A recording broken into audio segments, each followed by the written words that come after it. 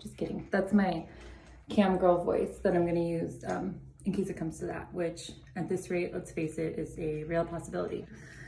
But yeah, I thought I would film a video of me doing my hair because people always ask me like, oh, how long did it take you to get to that color? Or what color is that?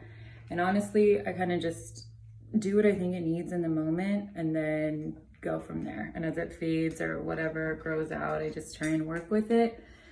One, because that's the healthiest thing, you know, you don't want to fight it. And two, it's also the laziest thing. If you just kind of lean into what your hair wants to do, your hair will return the favor sometimes. You know, it's a little give and take. I'm giving my hair a personality because I'm so freaking lonely.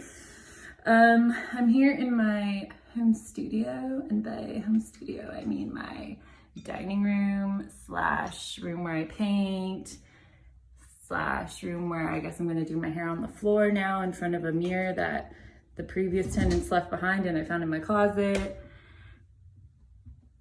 There's a sticker on it. I don't know what that is. They put it on backwards. I don't even know how they did that. But all right, let's do it. I anticipate how difficult this would be trying to do it in a camera with like a little bit of a delay and not that good of resolution.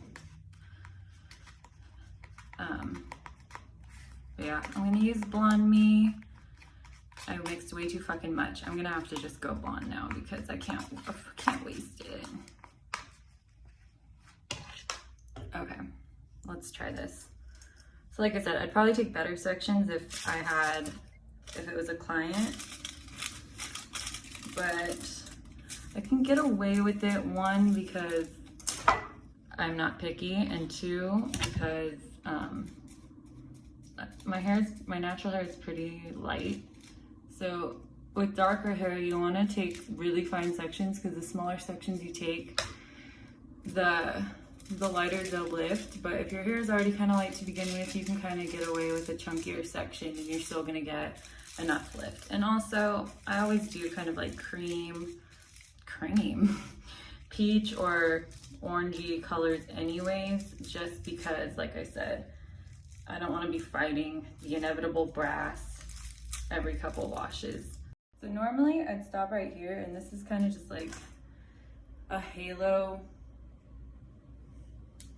kind of partial where it's just bringing up your face frame. I feel like for a lot of people with a balayage, this is really all you need, like every 3 months, and then do like maybe a partial every 6 months, and then do like a full once a year, ideally, for the health of your hair. And just because then you get all those stages, but you're never looking out or like overgrown. I haven't added this like a halo service to my list. I don't know if that's something people would be interested in, and it's like you could either do a halo, and maybe I would do a few back here. I can't really do it on myself, but if you just wanted a halo, I would literally give you a halo so that when your hair is pulled up, you have strands of lightness. And you could do that, or if you're like a highlights, same price, same thing. I would just do like along your part line to bring it up. If that's something you guys would be interested in, let me know, because it would be a really quick service. And sometimes I feel like that is all people need, but they book a full balayage and it's like, well, I don't want to feel like I'm wasting their time, and I don't want to just give you whatever this is, 15 foils, and be like, okay, well, here's your price, and I'm gonna be like, what the heck, you did 10 minutes of work.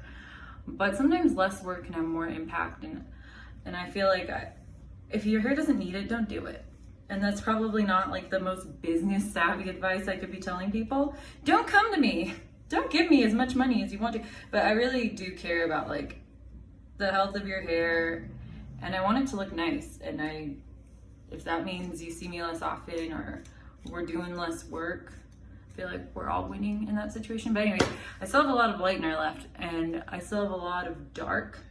I'm not really opposed to the dark, but I remembered as I was doing this that I went in with a demi and deepened my base about a month ago.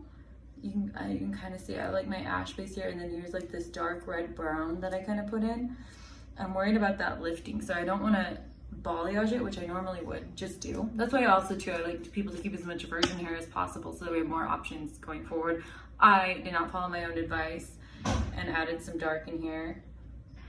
and now it's going to be harder to fight that. So we'll see what we do. I ended up adding a few more foils just through the interior around the face. I don't want to add too much more because in the back it gets a little risky, and let's just not go there. But I think what I will do, because I have extensions that I'm going to have to dye to match, and because I bought them platinum blonde so that I would have, you know, some room for error if I needed to adjust, they're finer than my natural hair is, so they take color, and they're lighter, so for that reason they take color a lot more brightly. My hair is more coarse, so it doesn't reflect light quite the same, and I have some warmth in here, so even if I put the same color on my extensions, which have been pink, but they're still a more true pink than this is, and I've been washing my hair a lot more often than usual, because why not? I don't have to look good for anybody. So what I need to do is kind of brighten some of this up a little bit, so that even when I do re-dye my extensions, they're all like a cohesive shade of pink. And I think I would, because I have different textures and different levels in my hair, it would be better to only do select pieces instead of trying to bleach out my whole ends, because I'm never going to match them exactly. But if I have different shades going on in here, then it's going to be a little bit more believable. So what I'm doing now is kind of a foliage, well, not a foliage. I guess a foliage is when it's like a balayage shape in foils kind of thing. Girl, I don't know. I can't even keep up with all these things. And I'm a hairstylist and I do them literally every day when I'm working, and I'm still like, what are we calling this? But I classify this as like a foliage, where I'm doing foil pieces and then I'm doing a balayage too on your ends just to brighten them up. And I'll do this basically, if your hair can handle it, with most of my blondes, because I want that pop and that brightness. And when you lift hair, especially fresh virgin hair, it's gonna be so nice and bright and lovely. And then your ends, just because they're older and they've been through some stuff, they're not typically going to look quite as bright. So when I do a few pieces in there to kind of marry the new pieces with what you got going on the ends. And right now I'm just using like a 20 volume open air processing. So this is gonna give me like very little actual lift. It's just kind of gonna eat through some of that color that I have on there. And like I said, marry the new pieces with the old pieces, with the extensions. And I'm not even really pulling through and trying to get great saturation, because I don't want to lift it too much, because then my hair is sad. And then I'm like, why have I been growing my hair out for 10 years and it's never made it past my collarbone? Why? So yeah, I'm just gonna do that. I'm gonna go in here and I'm just picking out some pieces, especially ones that are on the face, because that's where I see it. Screw everyone behind me. I don't give a fuck what you think about my hair, but no, I'm just kidding. All right, so I'm gonna do that. So these are my extensions. Ideally, I do as little as possible to even mess with them, because they are what they are. I have with me these Fulbright colors, Cleopatra, which is kind of like a peachy rose, and blush, which is kind of like a light pink. This is what my hair looks like now. Oh, I don't have any pants on. All right, well, whatever. So I kind of want to just match them. I feel like there's some warmth in here, and I'll do what I can to match my natural with these, so I don't have to color erase and recolor them. So we'll see. Ta-da! Is it a 100% perfect match? No.